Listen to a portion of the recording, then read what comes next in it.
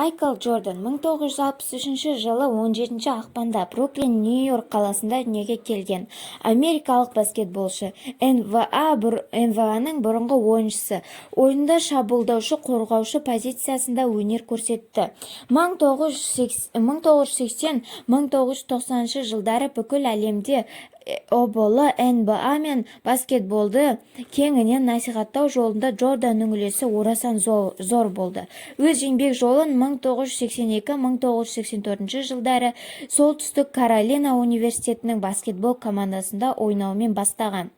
Джордан 1982 жылы НКА біріншілігінде жеңіске жетті. 1984 жылы Джордан Чикаго Буллз командасының құрамында өнер көрсете бастады. Биікке керемет секіру қабілетінің арқасында ол Эйр Джордан лақап атқа ие болды. ОБЛ-ның бір маусымда жеңіске жеткен матчтар саны бойынша рекордын жаңартты. 1995-1996 жылы маусымда 72 мәрте жеңіске жеткен.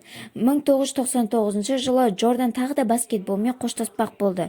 Алайда 2001 жылы тағы да 2 ойын маусымында Вашингтон Уизардс жейдесін киіп, сол құрама сапында өнер көрсетті. 1996 жылы Джордан өз туралы «Космический матч» көркем фильміне де түсті. Уоклей Инк компаниясының басқарушылар құрамына кіреді.